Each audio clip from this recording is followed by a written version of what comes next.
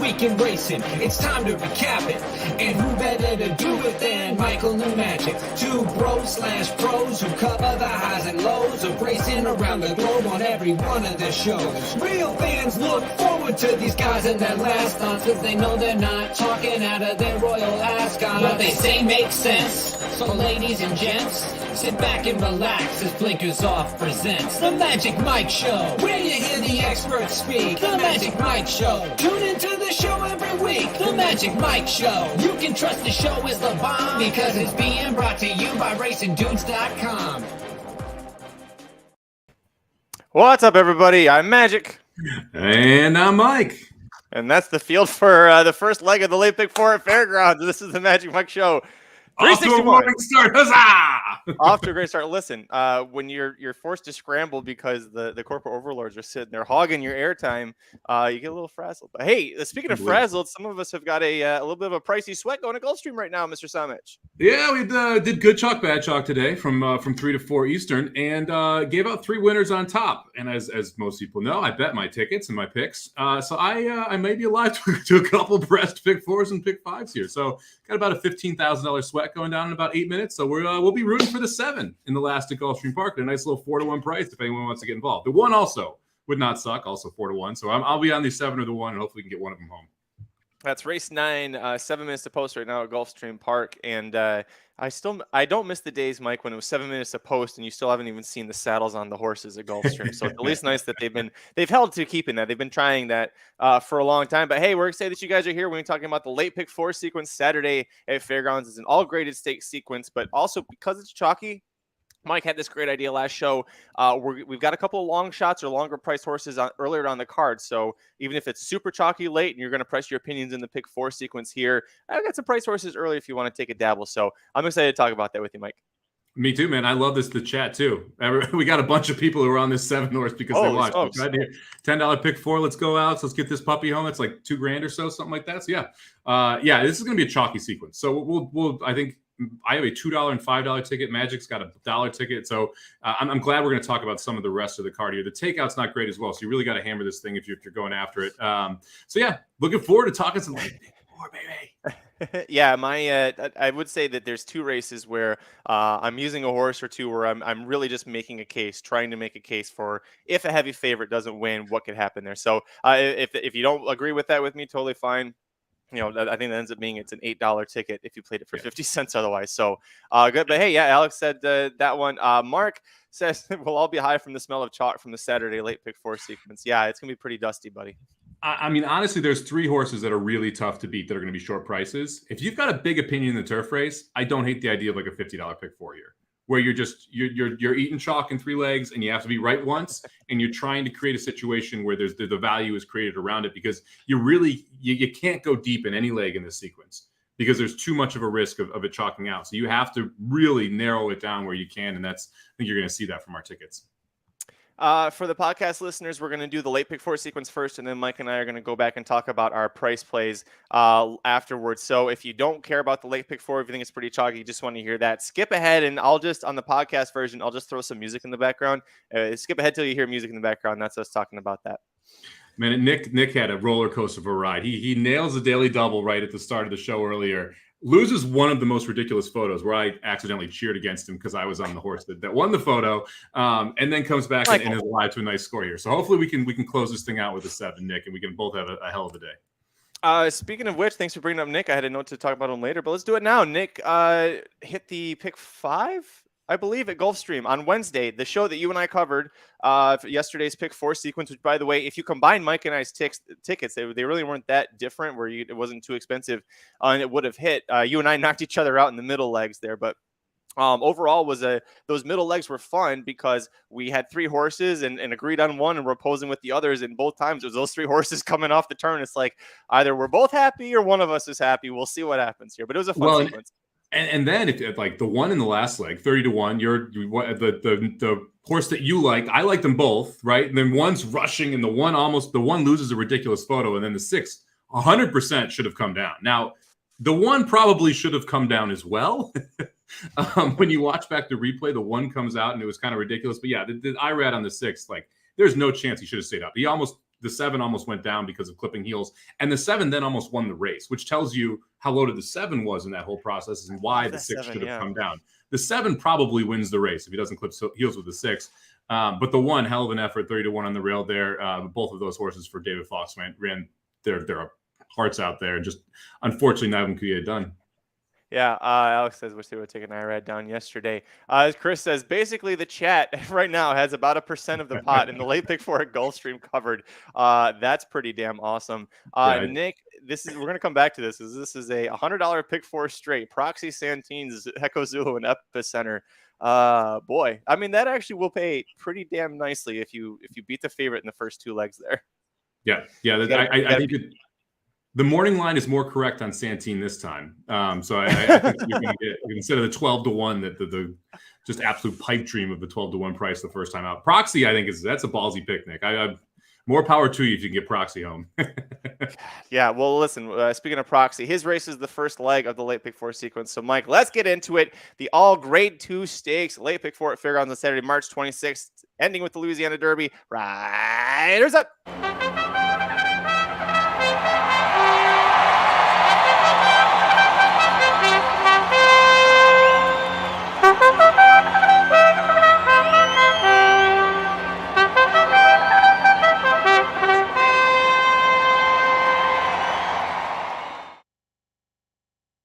Here we go, kicking off the grade 2 all grade 2 stakes late pick 4 at Fairgrounds on Saturday, March 26th. Race 9 is the New Orleans Classic. This is a Mount 8th dirt route, attracting just 6 runners, largely because of the 2-horse Olympiad. Your 8-5 favorite, 8-5. That might be a little bit of a pipe dream here. It seems like, at least on paper, they're all running for second behind him, right? Yeah, the problem here, and we talk about this a lot, when you have a horse that is the best horse in the race, which I think we can all agree Olympiad is probably the best horse in this race, at least has the best numbers as of yet, who also has a pace edge. That's a problem. Like when it's 5 speed horses in a closer and the closer is the best horse, that's a problem. When there's 1 speed and that's the best horse, that's a problem. Especially on a track that's not that easy to always pass people coming down the lane. I think Olympiad's going to be really tough here. Anything over even money, I think, is pretty much a gift. And I'm going to start out with a single in the $5 ticket. Olympiad's my top pick. I'd love to find a way to get around him. I think it's important to kind of talk through some of these because you have interesting horses in here. I mean, you have horses like Proxy, had a ton of success here at Fairgrounds, coming back. Is this going to be the first start as a 4-year-old? Logical improvement angle. So you could make an argument the horse is going to take a step forward. Promise Keeper, second out as a 3-year-old or second out as a 4-year-old, another logical step forward spot. So there are some interesting horses here. If anyone could press Olympiad, I would try and beat this horse. I'm afraid no one can be out there with him. What about Promise Keeper? Forget the Razorback handicap. Forget the Razorback handicap. He blew the start with a complete trash. If you look at his splits, he actually ran a faster opening quarter and half in the Grade 3 Ohio Derby as a 3-year-old than Olympiad was running in either the Grade 3 Mineshaft or the other race before that, both of those being his only 2 times going 2 turns. Promise Keeper could be faster. He's drawn inside. At the very least, I think he keeps up. I actually singled Promise Keeper here. I'm against Olympiad, and I'm going to single Promise Keeper. Well, I used to. I used Promise Keeper and Olympiad in my $2 ticket. Here's the problem. Oh. Here's the problem with how Promise – so let's say Promise Keeper's faster. Olympiad, the last 2 races, has stalked in second and won easily. It's true. So it's not like you're going to take him out of your game if you outbreak him. If you let him go, it's over. If you outbreak him and he sits in second, then it's just who's the better horse. And I'm afraid it's probably still Olympiad. And that's why it's so tough here. Now, I don't look, I think Promise Keeper is the horse that can beat him. It's a son of Constitution, Todd Pletcher, second as a 4-year-old, logical improvement, showed a ton of talent early in his career in his 3-year-old season. If you're going to take a swing, I think it's the one. I just think it's a tough spot to take a swing. I also didn't want to just play Olympiad single because I was like, I got to try and beat some of these goddamn favorites. And I think that this is the one, if out of the 3 dirt races, if I was going to pick one favorite that I was like, I'm going to fully be against you and feel the most comfortable, it's Olympiad. 100% agree, but I disagree with the mentality. Sometimes you just got to eat the chalk, right? You don't have to beat one of the favorites. Sometimes the favorites win. Actually, about 33% of the time, the favorites win. I love beating favorites, but sometimes you just got to eat the chalk. And that's why I said a $100 ticket, $40 ticket, whatever you want to do. I think we're going to agree on the last two legs. Like, so it's this leg. And to me, it's the one or the two. And then it's the next leg. If you can find singles in both of those, that's when I would play just a massive single ticket here. So I actually do have reasons for being against Olympia other than he's just as a favorite. But before we get into that, Mike, they are loading at the 9th. You want to take a quick break and get to this? Because now Dave's joining. He also says that great job. He's alive to 127. It was a heck of a show, man. The first one was a $20 winner on top. And so that was kind of nice to start out the pick 5 with that. And then we beat favorites in the next two legs. Man, it would have been a heck of a thing if we could have gotten through the 6th or the 5 horse, who was the chalk in the last like 1 to 2 shot, 3 to 5 shot. Then this thing could have paid absolute stacks. But still, I mean, the 7 in the pick 5, the pick 4 pays $88. I know a bunch of people have it pressed. It's about $1,000 for 5, and then the pick 5 is paying $800, and that one I have pressed. I think a couple people have it pressed. So hopefully we can get the 7 home here and just kind of get her done. The one horse I do think is really interesting too is 10-1 morning line. Got bet down to 4-1 here. It has tactical speed and it's getting back on the turf for the first time in the 5-year-old season. Ran the first 2 on synthetic and showed speed and quit, which we've talked quite a bit here as an angle I like coming over here. So we'll see how this goes here. 4 goes big early lead there, big odds at 40-1. Probably seems like cheap speed then, based on the fact you didn't use the horse. Yeah, there was not a ton of speed in here. There's a bunch of like weaker speed. Now the 7 horse is coming off the layoff, but has tactical speed and a bigger kick at the end, and is facing much weaker today. And is sitting in a perfect spot. I don't love the second wide, 2 wide trip. I've talked about that as a trip of death on turf, but I do think that this is where the 7 wants to be. If the 4 slows it down, this 7 could be real tough if he goes back to any type of form that we've seen in the past. And this is 20K claimers, non-winners with 3 lifetimes. So not world beaters in the 7 taking a class drop like you mentioned. So one of those spots where you definitely want to have horses that are going to be closer to the front if they've got talent like Parkland seems to have. Yeah, oh, and there's wow, 7 just took the lead. Yeah, we're going to take the lead and take the rail here, and it's the 2 horse is going to obviously be your threat. He's 6-5. That's your shortest price. The one's having a little bit of trouble on the rail. Oh yeah, going to get backed up behind the 4 there. So it looks like it's the 7 or it's tears for me here. So let's. Oh man, your one horse has got all sorts of potential and just the worst trip ever. Stable that one up, wherever that one horse is. Come on, 7. 7's going to there it is. There we're not it even is, have to sweat this out. Here we go. Boom. That's what I'm talking about, baby. We don't even need to worry about the last 16th of a mile. I was waiting for the over the rails thing to happen again. Bam! That's what I'm talking about. All Congratulations. Right. That is awesome. Congratulations, everybody hitting that one. Very exciting. Man, getting to do this live is so much fun. Sometimes this happens off air. Yeah, just keep it going in the chat, baby. This is fun. We don't need to talk about fairgrounds. This shit's boring. I'm so happy that all these people had it too, because there was one of those where I talked about the 7. I said it was my best bet on the card in the last race, and I singled through it and. Do me a quick favor. Silence your phone, or else nobody's going to hear us the rest of the show, because it's going to blow the F up. Listen, real quick. I was kind of lost momentum on it, but basically my point with Olympiad is a little bit of a concern with the 1 1/8 and being by Speightstown. And also we talked about a couple of times in the show, it was brought up last time. I think Charles Blaha mentioned it. Junior Alvarado, maybe he still has the yips. Was he on the 7 there? Because that'd actually be kind of funny. No, he was not.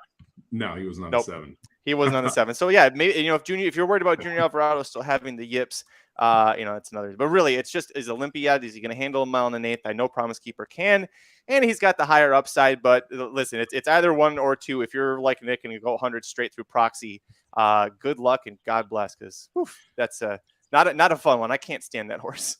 Yeah. Well, I proxy, I think it's one of those where it's faced weaker. This field is better than the 3-year-olds it was facing. And you see Hot Rod Charlie, you see Medina Spirit or Midnight Bourbon, and those horses, and you're like, well, those are good horses, and they are good horses. But Olympiad took a big time step forward as like late last year, early this year. Elite routing horse now. So this is a tougher field, I think, than what proxy was necessarily expecting to come back against. And I wasn't. Yeah, baby. I love that so many people had this freaking 7. Yeah, he did win on Kamau horse, the 5 horse earlier today. That was meant for IRAD, so yeah. That's true. But anyway, yeah, I had concern about Olympiad going a mile and 16th. Those last 2 races completely wiped away any concern about distance for this horse for me. We talk about cruising speed. Olympiad just has a high cruising speed. And like, honestly, the one thing I hate about Olympiad is that I was alive to a bleep load of money when Baby Yoda beat it. And Baby Yoda should not have beaten Olympiad in that first off the layoff. I mean, that's the one thing I'm mad about Olympiad right now. That's okay. I can't believe how easily that 7-1. It's okay. Great. I feel like the 7 just kind of made up for that for you. I feel like you can start to heal from that. While Mike puts a little bit of aloe on that burn. Second leg of the grade 2, all grade 2 stakes. God, I really shouldn't have written that in my notes. That was stupid. The Muniz Memorial Classic. 9 older males going a mile and 8 on the turf course. 2 short prices here for Chad Brown. You got Sacred Life, a horse at 2-1, exiting a pretty decent 6th in the Grade 1 Pegasus World Cup turf. And then also Devamani, a horse who was last seen finishing a well-beaten 6th in the Grade 3 Tampa Bay Stakes. So, of course, we're all excited to play him at 5-2, right? I mean, this is one of those that, unfortunately, I'm not going to say I'm excited. He's kind of the best horse, isn't he? Like, this was one of those races where I don't like the price. I agree with you, but I do think Devamani is probably the best horse in this race. And the Tampa race, okay, look, Cheryl Spite went wire to wire in that race, if I remember correctly. And like, that was just one of those spots where no one closed any ground. Tampa Bay is generally a very tough track to close ground on anyway. First off the layoff, like, I'm willing to make excuses for the 3 in that last race just because of how everything played out. I'm sorry, Got Smoking almost went wire to wire. Cheryl Spite came from mid-pack. But no one else closed ground. If you go back and look at the chart, 1, 2, 3, 4 was essentially ended up finishing 2, 3, 4, 5, right? And so you had one horse who was 6th, who was able to close ground. No one else was able to do it. First off the layoff, I can give a pass to Devamani here. Rosario gets a board, so you would believe that that's going to be your better Chad Brown horse of the 2 between Sacred Life and Devamani. So I'm going to put the 3 on top. I'm not overly excited about it. This is one of those situations where if I played that heavy ticket, I wouldn't be singling the 3. I would single my second or third choice because of prices versus singling my top pick in this case because I wouldn't want to go 4 chalk single. And I don't think that the price is correct on this horse compared to everyone else in the other legs. I was a little surprised he was so short at 5-2. I thought that he might be closer to 4-1. Maybe come post time he will be. Maybe Sacred Life's going to take a lot of money. I use both the Chad Browns defensively. I did, again, really not excited about it, if you couldn't tell from the way I introduced the race. But first of all, you laid out good reason why Devamani should bounce back from that Tampa Bay Stakes. For me, that, by the way, he almost won that race. He missed by a nose in the Tampa Bay Stakes 2 years ago. So it's not like he hates Tampa Bay Downs. So you couldn't use that excuse. But you have Rosario's getting back aboard. Rosario's, aboard for the horse's only win since Chad Brown got him. But, 4 seconds, 2/3. He rides him very consistently well. So you got to like that Rosario's getting back aboard. With Sacred Life, he's 5 for 9 at this distance. He's getting Florent Giroux aboard, which people like to shit on Florent, but he's 10 for 39 at the meet coming into today. So it's not like Florent is a shit rider all the time, at least. But he's going to be riding for Chad on the turf of what could be, if not the most talented horse, maybe the second or third most talented horse in this field. So again, a defensive use for me. Same thing for you with Sacred Life? I ended up putting Sacred Life on the $2 ticket. I did not include Sacred Life on the $5 ticket. This would have been my 4th horse in this race, and I'm less willing to make excuses for Sacred Life than I am for Devamani, to be honest with you, just because this horse just consistently hits the board, but doesn't seem to like to win very much. It's just one of those horses that I'm not all that interested in coming from off the pace. If you want to cut Sacred Life, I wouldn't talk you off cutting Sacred Life off tickets. Both of them much older. Sacred Life is now 7 and Devamani 8, and it's an interesting question that Mark asked about Father Time affecting those 2 horses with their late kick. We'll see. I'll give it one more effort, but Mike already explained kind of like Tampa Bay, the stakes didn't really set up for him so well with that one. And Sacred Life closed well in the Pegasus World Cup turf, and now you're getting them both second off of the layoff. Well, let's talk about the other horse that we both really like here. For me, it was my top pick in the race, the number 9 Santine. You talked about him, Mike, very bad morning line for the fairgrounds. Stakes last time out, has a troubled trip, has to split between horses, still almost catches Cavalry Charge in an oddly run race where Cavalry Charge kind of went gate to wire. The other pace horses all fell apart here. Those pace horses are all back, and Santine is, hopefully he can get a little bit better trip against him. Yeah, I mean, look, it can't be much worse considering how poorly it went there. I mean, he was 6'7" wide. He was like giving high fives in the rail, going by in the lane the second time. He struggled changing leads. I mean, it was a mess for this horse coming down the lane. You'd expect a much better effort here second off. This horse, I mean, I don't know. This horse barely got, it's really lightly raced. So this is only going to be second off the layoff here. Second time out as a 4-year-old. I really like Walsh as a trainer in this spot. You get Gaffleon, who rode the horse fairly well last time, just kind of didn't get the trip that we were looking for. I think you're going to see a much better trip today. I mean, I think it's all systems go here for the 9. What do you think the price is on this 9 horse? Because last time the 12-1 morning line and the horse takes a ton of money, gets bet down as a $2.70 favorite. Do you think we're going to take a ton of money into 2 Chad Browns here? I think 7-2, 3-1. I think he's actually pretty fairly spotted at that 7-2 price there because of the 2 Chad Browns. I think Sacred Life might take some additional money, but yeah, it's. What do you think? That's what my guess is. Yeah, I would hope we're getting 3-1. I mean, that's fair odds is probably 3-1 range, somewhere in that range. And this honestly, like, I would probably use the 9 or the 5 as my press ticket horse, right? And we'll talk about the 5 in a second here. It's the other one that I ended up using. I'm going to use the 3 and the 9 on the $5 ticket. If I was playing a cold like $50 pick 4, though, it would probably be the 9 or the 5, just to try and create a ton of value through this leg. All right, so we diverge now because we like the 2, the 3, and the 9. They're also the 3 shortest prices, so whoop-de-fucking-do. Let's talk about a price horse that we would each like in here. You talked about him, so go ahead with a 540 under for Mike Maker. Yeah, look, this horse ran really well 2 back at Fairgrounds, going a mile and 16th, $100,000 stakes race. Was able to sit forwardly placed and then make a nice run. They actually went faster that day than they did going a mile and an eighth last time out in the Grade 3 Fairground. And the horse was sitting close and just kind of stopped, but so did everyone else. So I'm not going to necessarily hold anything against 40 under because of that. I think that you're going to see more pace pressure early from 40 under. Essentially, last time they let Cavalry Charge get in front of them, go 49 and change. I think you're going to see 40 under push this time. He has a faster early time form number, has a faster Equinedge early pace number. The 5 horse should be faster if he wants to go. I think you're going to see him go this time. I think the 5 horse gets to the turn first. And I think this field is ripe to be wired. Like, I don't see, like, the 4 and the 5 are your only 2 real speed horses. You can argue 2 Emmys also wants to be up front, but 2 Emmys has only won on the lead when they were just crawling. So I don't see the 8 getting the lead. It's really the 4 or the 5. If I'm Mitch Merle here, if I'm Mike Maker here, I'm getting the lead going into the first turn and then facing Cavalry Charge trying to pass me. So the 5 was a horse I'd looked at, and I was like, I ended up backing off again. Yeah, I'll put him on. My ticket's cheap enough. I'll add the 5 there. A horse that I liked in the Fairground Stakes had been improving, and then just completely kind of in that one. So a little bit better trip, hopefully, 40 under, closer trip. We kind of had the same idea why you went with the 540 under and why I kind of liked him, and ultimately why the other horse I use is one. Thank God Nick and I are finally on a horse together. This never happens. 2 Emmys, the 8 horse. I've never, ever, ever liked this horse. I don't think I've ever once liked this horse, and I think it's time, Mike, to stop disrespecting 2 Emmys. If you scratch off the Fairground Stakes, I do. I'm finally done with it. Yes. Okay. All right. Scratch out the Fairgrounds Stakes last time out. This is a horse that likes to go to the lead. Cavalry Charge was inside of him and is going to be inside of him again here, along with 40 under. But if he can get to the lead, if he can somehow sneak up there, last time he broke from post 11, it was a lot farther for him to try and get over when you had Cavalry Charge breaking from the rails. So a little bit easier for Cavalry Charge than it was for 2 Emmys.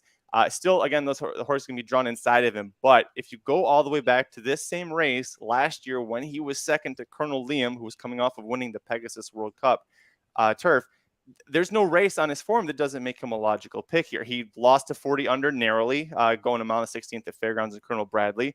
He won the Mr. D, walking the dog and beating Domestic Spending, pissed us all off a lot. Almost wins the Grade 3 Sycamore at Keeneland. I mean, this horse has got very strong numbers, strong form. It's not like the Mr. D was a fluke. If you can look before and look after and go, all right, I guess this horse is good. He's by English Channel. He's 6. We know English Channels get better as they get older. So I'm going to use him because 15-1, this is the best price he's been since the Mr. D that he won at 27-1.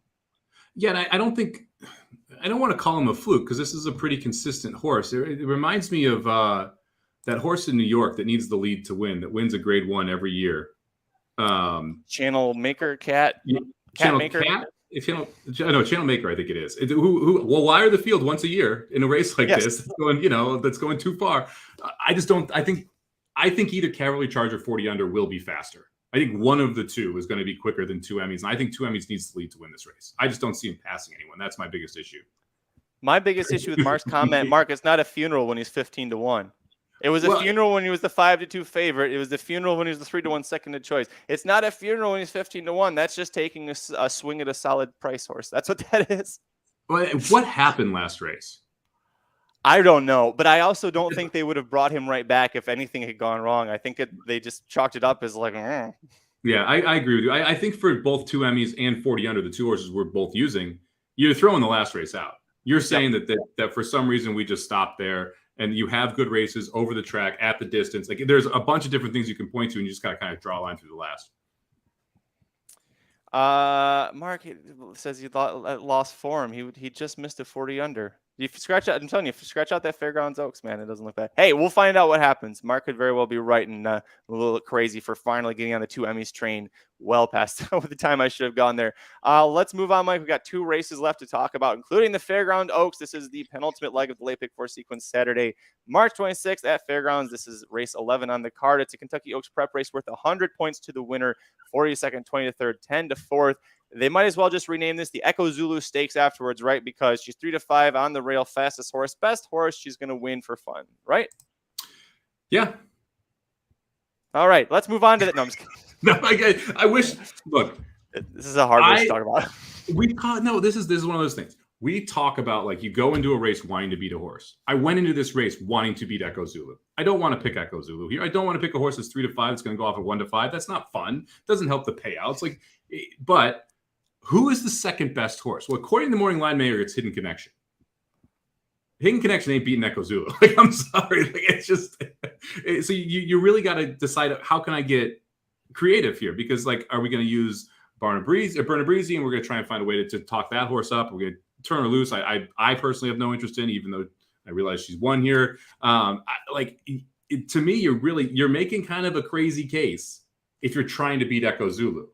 And I'm all for trying to beat horses, but sometimes this is like my lesson of the day. Sometimes you got to eat the chalk. And this is another I just don't see how you get around Echo Zulu here. You are so, it's no shot at you, but you are just so chalk heavy today when you're not usually, that I'm getting a little worried. It's just going to be bombs away at Fairgrounds on Saturday because it's so bizarre but you're right. This is a very chalky sequence. Of course I put Echo Zulu on top, but I'm only playing 1 ticket for $1. It's going to give me a chance to spread a little bit more. What happens if Echo Zulu, who first time as a 3-year-old, hasn't raced since November, so it's going to be for almost 5 months. Is that right? Yeah. 4.5 months, we'll say she's been off. Okay. Has never broken from the rail before. That's something that horses kind of have to struggle with or kind of have to go through, and sometimes they struggle. What happens if Echo Zulu, for whatever reason, doesn't hit the brake? We have no idea what's going to happen with this horse. She's never been less than a half length behind the leader, and that was only once when she was debuting. If she gets behind horses and has to take dirt going into that first turn, it's over for her. I think you have to, at that point, rip your tickets up because you have no idea what she's going to be able to do. At what she's 1 to 9, 1 to 5 at best in this field.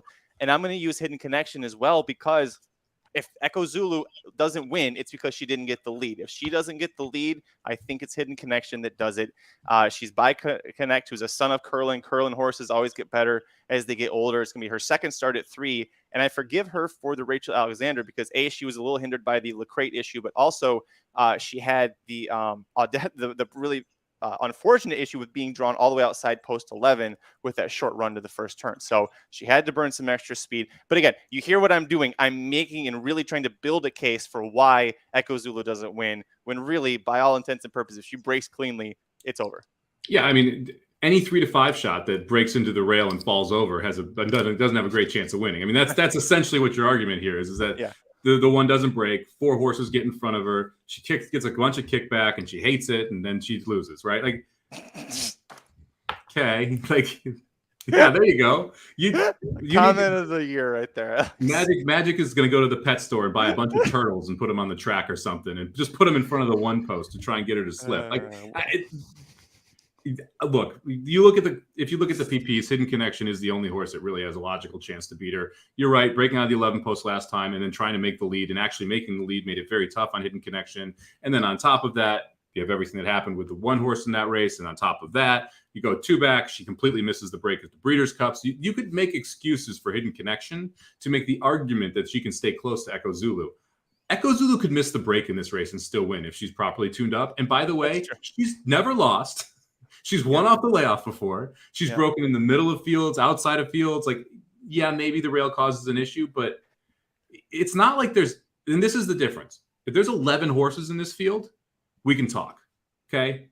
But there's 6, and she's clearly the best. That makes it a lot harder to go against her. I like this idea from Chris. If you want to get a little nuts, if you think this is the spot to go against Echo Zulu, do an all but Zulu play in this spot. It's only, as Mike's saying, with 11 horses, that's hard to do. That's 10 bullets. Here it's 5. It's literally half. So not the craziest thing, because this will be the shortest price horse on the card easily. And there's at least one question mark with the layoff that you have to at least ponder. And if you're pondering it strongly, by all means, take a shot against. Let's move on, Mike. We have one last leg to talk about, and that is the ultimate leg, the Grade 2 Louisiana Derby, $1 million purse, 9 colts going a mile and 3/16, the longest Kentucky Derby prep of the, tied with the UAE Derby, heading into the mile and a quarter event. Our boy Epicenter, post 6, 7-5 favorite. Hopefully he runs off the screen and wins this gate to wire. But I went too deep just in case he gets a little bit of crazy pressure here. You're going to use him on top, but who else do you want to use? Yeah, like, again, this is another one where it's tough. There's less pace pressure in this spot than there was last time out, and so I don't see how Epicenter doesn't get loose up front. I think Epicenter is going to be awfully tough if he gets loose up front. I'm not using anyone else in this race. Like, we could get on the Zozos hype train, which I think we are going to board pretty soon here. But to me, like, I look through this, Pioneer Medina is probably the 8th best Baffert, or at least was supposed to be the 8th best Baffert. And I don't see how that horse is going to take a step up. Galt. You mean Pletcher? I'm sorry, yeah. 8th best Pletcher. I got Baffert on the brain, sir. Freaking news, man. He's in my head. This guy's renting out some space up there. It's like I don't see Pioneer Medina being able to get the job done. And then we talk about Galt. Like, Galt could be pace pressure, but I'm not sure that Galt is going to necessarily be able to get the job done in the long term. I have no interest in Rattle and Roll. No interest in Kenny McPeak under 15-1 for me. 3-year-old, like not even a little bit. Curly Tail, Capuana, no thanks. So then we're down to the inside 3. I have no idea how Silent Power wins. So then it's Zozos or Call Me Midnight. Call Me Midnight obviously has beaten Epicenter before, but that was with a ton of pace pressure, and Epicenter didn't really see Call Me Midnight, and Epicenter got better last race, and so Call Me Midnight would have to take a big step forward and hope Epicenter doesn't improve. So then it's just Zozos. You want to make the case for Zozos, since I think you're on the hype train? I mean, I can try. I also was looking to see, I was like, does Kenny McPeak actually win? Has he actually won anything with 3-year-olds this year? And the answer is just Tis the Bomb in the Battaglia Memorial, which he won by a neck. So nothing on the dirt. Nothing. Well, okay. Do you want to count Dash Attack on January 1st in the Smarty Jones? Technically, that happened this year. No. But he's run 2 complete shit races since then. So, well, 1 shit race in the Southwest. I guess the Rebel wasn't complete shit, but oh wait, yes, it was. Anyways, my point is Kenny McPeak. Yeah, this is not. This is like almost Dale Roman's level, and I'm so sorry to say that because I like Kenny McPeak. But let's talk about Zozos for a little bit. Again, this is me making a case for if the big favorite with Rosario and Asmussen, and Winchell, they're going to sweep both of these races. If for whatever reason he doesn't win, doesn't make the break, whatever happens, he gets sucked into a pace duel. Zozos to me is the most likely winner if Epicenter doesn't get it done. I think it's because he's the most likely leader. If Epicenter doesn't get the lead, that's maybe how he loses. We don't know. I'm convinced that Epicenter can stalk, but we don't know if it can. If Zozos somehow beats him to that first turn, if Florent Giroux looks and is like, this is the one way we beat him, I quarter horse the shit out of Zozos to get that lead going in the first turn. He is by Munnings. You can be like, well, we talked about with Olympiad. There's concerns about the distance if he's by Speightstown. Well, Munnings also by Speightstown. Above average dirt sire going dirt routes, 15%. The Dam Sire Forestry, he was best at 1 turn.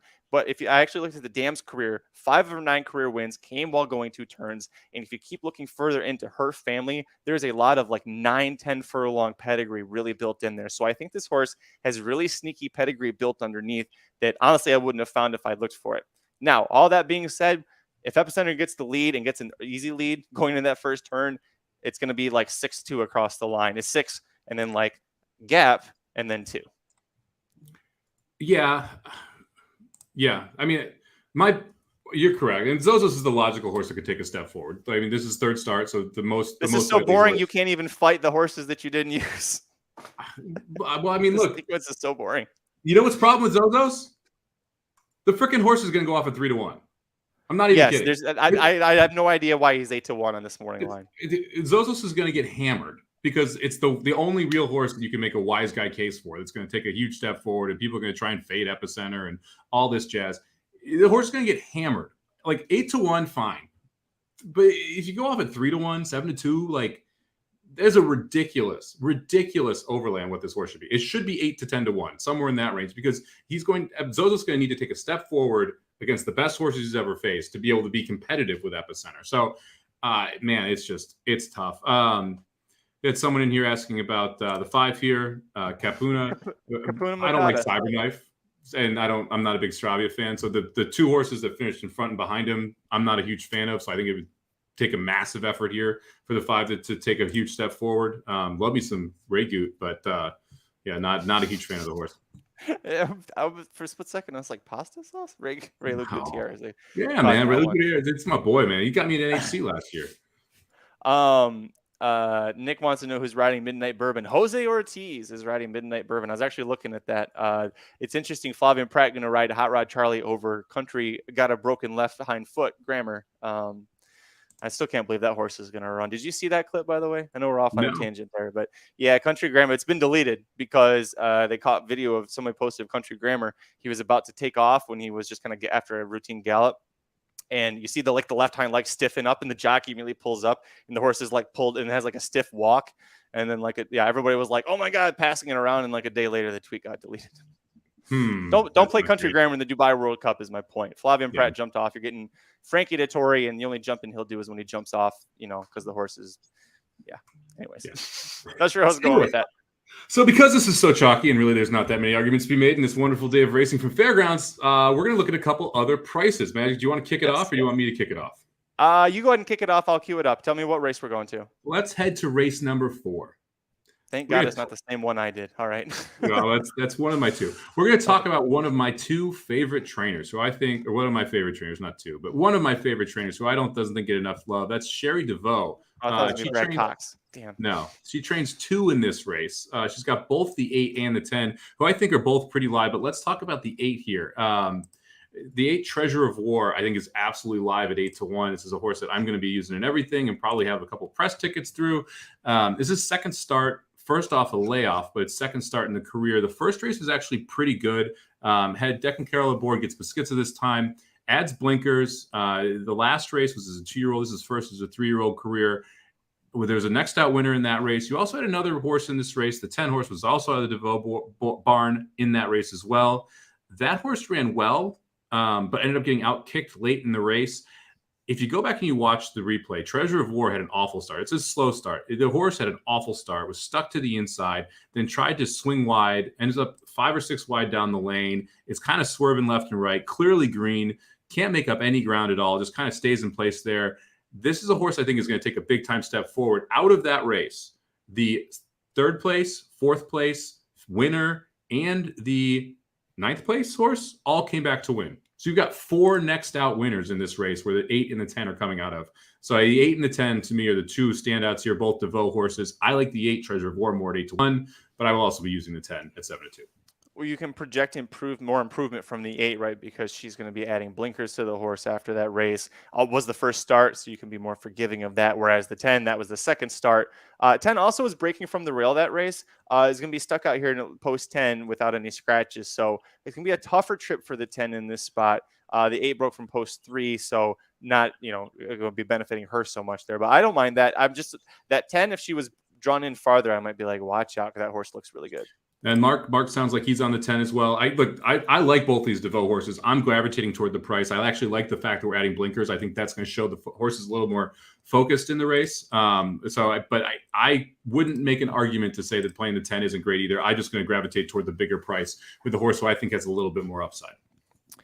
Jason, going back to Country Grammar, says, wasn't it the trainer that posted the video saying how great the horse looked? Well, Bob Baffert's the trainer, and Bob Baffert famously doesn't know how to use Twitter. You can go look at his Twitter account to see that. He searches for his own name and it posts as a tweet. No, it was Michael Adelson, who is the media czar for Dubai World Cup. He's great for all the coverage, which is why it was funny that he let that thing sit out there for, I think with the time zone difference, I think he went to sleep and didn't realize the shitstorm he'd accidentally started. Mike likes a horse in race 4. Mine is in race 6, one that I wanted to talk about, at least the main one I wanted to talk about. That is the Costa Rising Stakes. This is a 5.5 furlong turf sprint. Boy. Is this the other race that you did, Mike? It is. My other horse is in race 6. Let's hold on race 6 then. I'm going to go back. We're going to talk about the other, see if I can find it. I think it was race 1. There it is. Yes. There. Okay. Race 1. We've got 3-year-old fillies going 6 furlongs to start the race here. And it's a pretty evenly mixed. You've got a 3-1 favorite, Belle Rebelle for Asmussen Rosario. Georgetown Road has got some experience. I just missed it a half length over this course and distance last out, 7-2. I like the horse that's in between. That's the 4 Violent Outburst, who's by what sire, Mike? Violence. Perfect. Violence, we know, loves the horses love to win early. This is still early in the 3-year-old season for her. Fires a bullet from the gate in 47-3 over wet dirt. It's supposed to be dry, but I love the fact that Tom Amos, after what he likes to do, he'll keep the horses at Delta Downs training until they're ready to come over to Fairgrounds for their debut.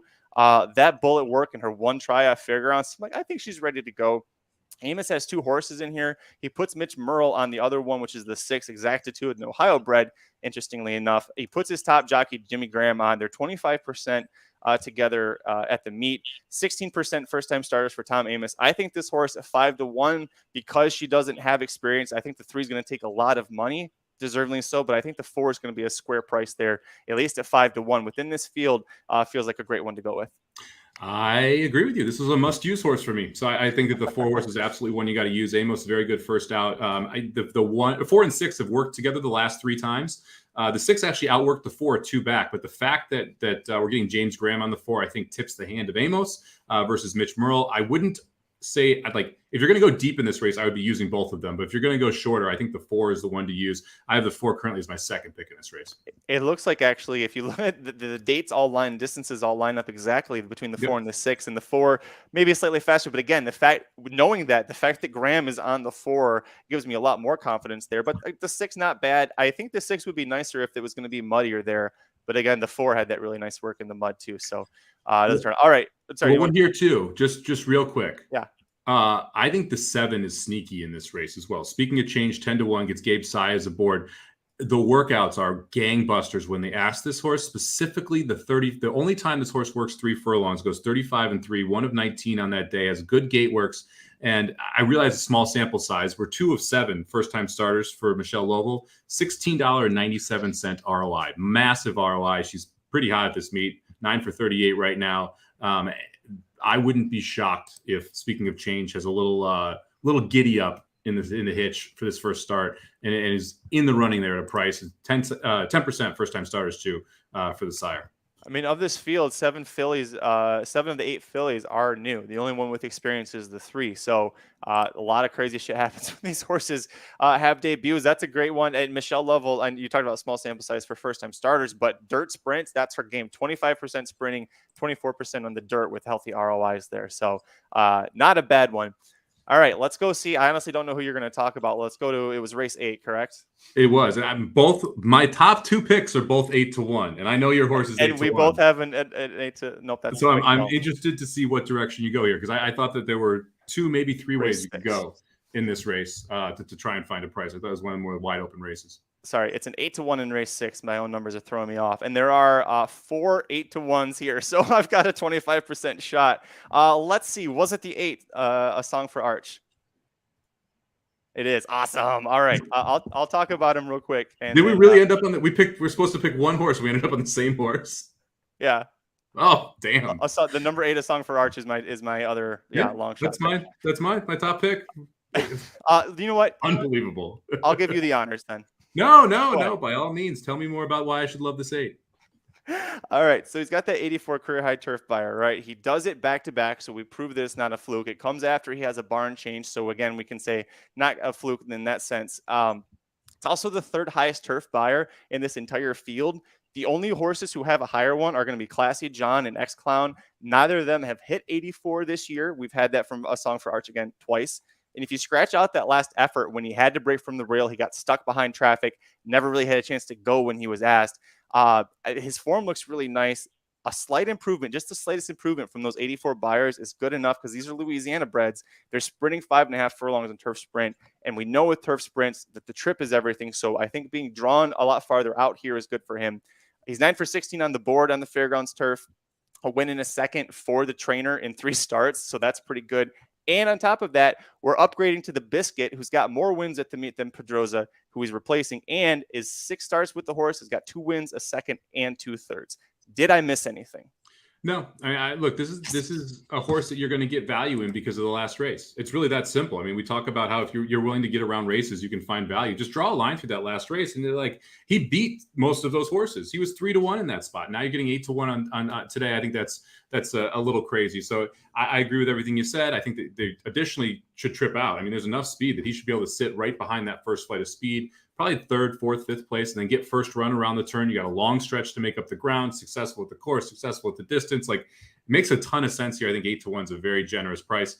The other horse I added 8-1 as a must use, just to give everyone that second horse here. The 12th horse, Yankee 7, I think, is really interesting. This horse has only turf sprinted 6 times in his career. It'll be the 7th time. 3 of those were over the Fairgrounds turf. This is something I often look for, and this is one of the reasons I wanted to mention this horse.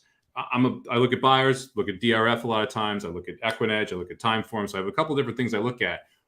When you have numbers that are, you see a set of races that are on turf, and you have numbers that are on dirt or synthetic around it, and you can tell that the turf numbers are significantly better, that horse wants turf. It's a dead giveaway. It seems really like just you should know this, but it seems common sensey, but like it really is that simple. And when you go back and you look at, okay, let's look at these turf sprints. You know, the buyers at the Fairgrounds were 77, 74, 77, and the dirt buyers around it are 75, 64, 46, 70. Clearly, this horse wants to be on turf. I'm not sure why we weren't. And then you see the horse improve, right? So the last 2 starts before its most recent turf start were both 80 buyers. So to run then an 87 on turf sprinting means that 87 is pretty logical. If it's running an 80 on dirt, it's going to be better on turf. And so if we can go back to that 87 or anything close to it, the 12 is awfully dangerous here. And I don't mind the 12 hole in a turf sprint because you can get tactical position. You got a longer run into the turn, and it's just a 1-turn race. It's okay to lose some ground in a turf sprint. So for me, I think the 12 is awfully live at 8-1 as well. Yankee Gentleman is a sire above average on the turf, 14% in turf sprints and 15% in turf routes. So definitely a horse that, or at least pedigree-wise, it looks a little sneaky. And you hear that, and like with Mike, you're like, well, it's a war front. Damn, why the hell is this horse not on turf more often? I mean, I know it rains a bit down there, but career best buyer, turf sprinting, 2 of the top. Or if you take out, like the horse has gotten better as it's gotten older, so it's tough to say, okay, so those 280s kind of skew it. But if you take out the 280s, if you take out this year, 3 of its top 4 buyers are all on turf going into this year. So like clearly this horse wants to be on turf. Not sure why we haven't been on it more. The price again, I think, is right. I don't think this is an overly difficult race. So hopefully we can get one of those 2 home. Mark mentioning here off a little bit here. He likes the 2 and the 3 on top. I actually looked at both of those horses. I thought this is a pretty wide open race. But I look, those are the 2 that ran 1-2 last time. I'm going to try and see if we can get someone around them. And like the Yankee 7 beat the 3 2 back, although that was over dirt. I'm going to make the case he's a better turf horse. A Song for Arch also beat the 3 back. To me, I'm going to try and take a little bit bigger price. And I think that the currency bias, how current though that last race was, is why the 2 and the 3 are going to get hammered.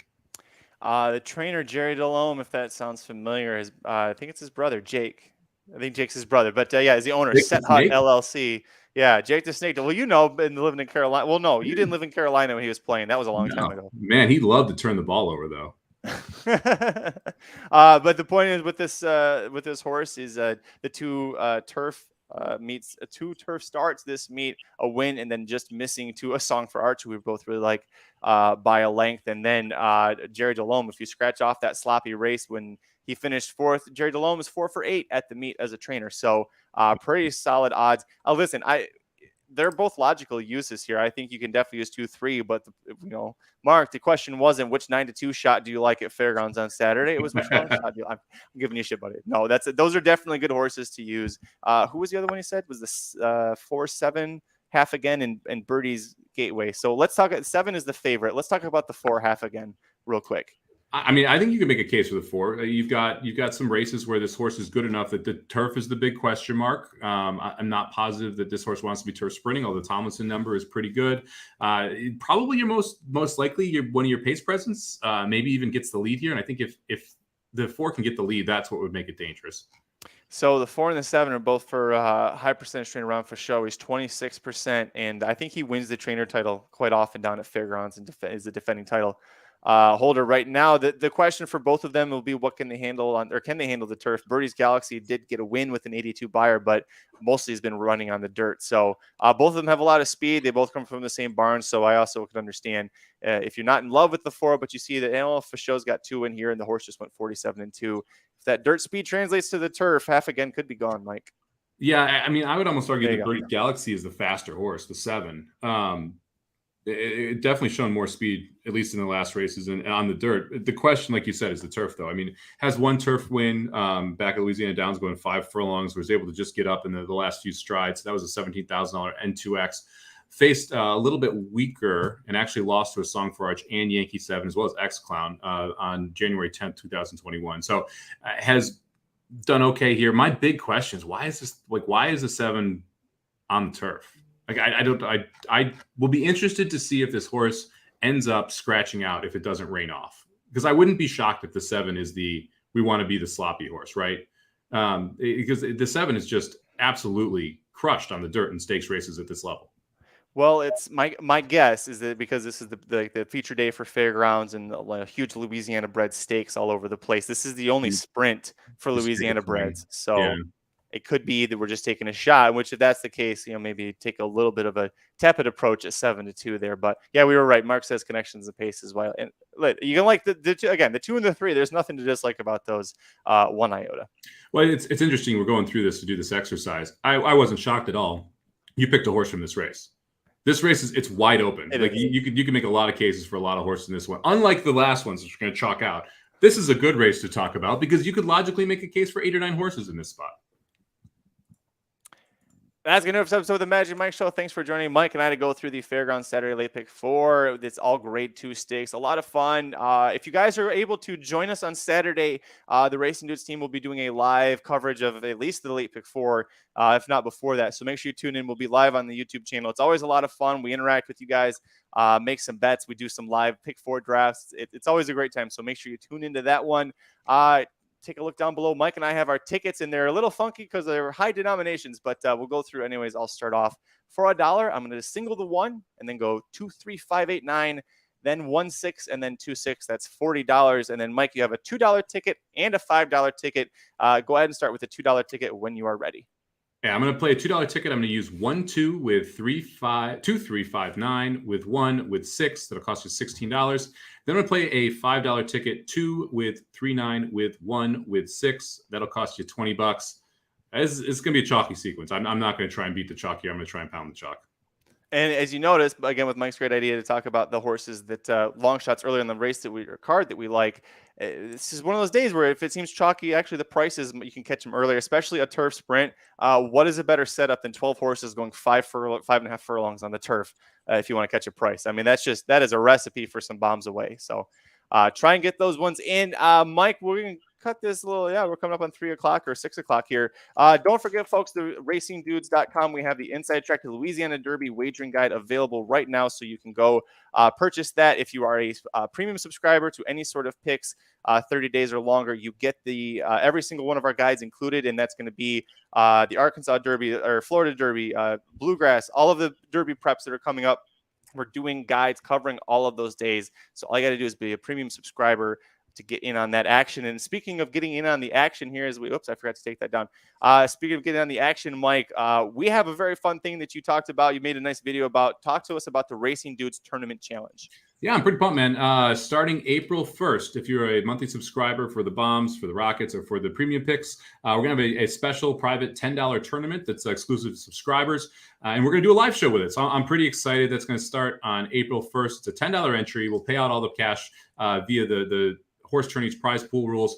And then Racing Dudes is adding $150 of site credit as well onto it for the winner of the horse tourneys tournament. So get in for $10, get a chance to play the tournaments. And like I said, we'll be live from 5 to 6 on Friday, covering those races, talking about kind of some tournament strategy, who we picked in there, because all the Racing Dudes will be competing in that. So we'll talk about the tournament strategy, why we picked certain horses, kind of how the difference is between pick and pray versus a live format. And then what I'm also excited about is we're going to be using the Friday featured set, which means that it's the exact same tournaments it takes to qualify for NHC. It's the exact same tournaments it takes to play for $15,000 in cash that day. So it gives you the ability to be able to kind of take a peek at it and be like, okay, like how would I stack up if I had played the NHC qualifier that day? How would I stack up if I played the $15,000 cash that day? Give you a better idea of kind of what it takes and the scores it takes to be able to win those type of tournaments. It can be a lot of fun. It starts April 1st, like Mike said. It's only available if you're a Racing Dudes premium subscriber. We have a video that Mike put up. If you're on our YouTube channel, just go. It's going to be right there at the top of our video list. So I'll go watch that. It's very quick, but it's very informative. But if you are not a subscriber, you will just see this on our page. If you are a premium subscriber and you're wondering, well, how do I find out? Every single one of our articles, it is already a subscriber. It's going to show up for you. Just click on that. Off you go.